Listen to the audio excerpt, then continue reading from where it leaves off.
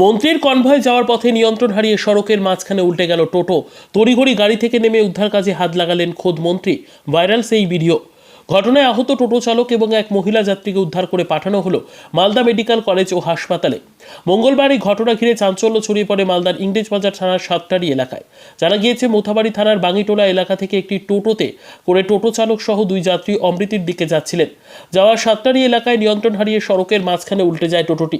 ঠিক সেই সময় টোটোটির পেছনে ছিল রাজ্যের প্রতিমন্ত্রী সাবিনা ইয়াসমিনের কনভয় থামিয়ে টোটোতে থাকা আহত যাত্রীদের উদ্ধার কাজে হাত লাগান মন্ত্রী সাবিনা ইয়াসমিন। জানা গিয়েছে, আহত টোটো যাত্রীর নাম সুমি সরকার, বয়স 22 বছর, বাড়ি ইংরেজবাজার থানার কামাত বলরামপুর এলাকায়, এবং আহত টোটো চালকের নাম লক্ষণ মণ্ডল, বাড়ি মোথাবাড়ি থানার বাঙ্গিটোলা চাঁদপাড়া এলাকায়। আহত দুজনকেই মালদা মেডিকেল কলেজ ও হাসপাতালে পাঠানো হয়েছে। ব্যুরো রিপোর্ট, দিনরাত স্টার নিউজ।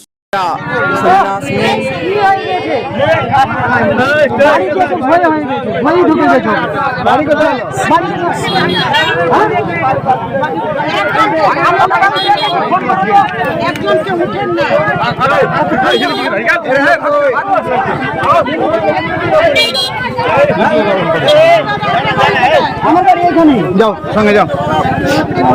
গাড়ি আছে আমার। কই দাঁড়া দাঁড়া।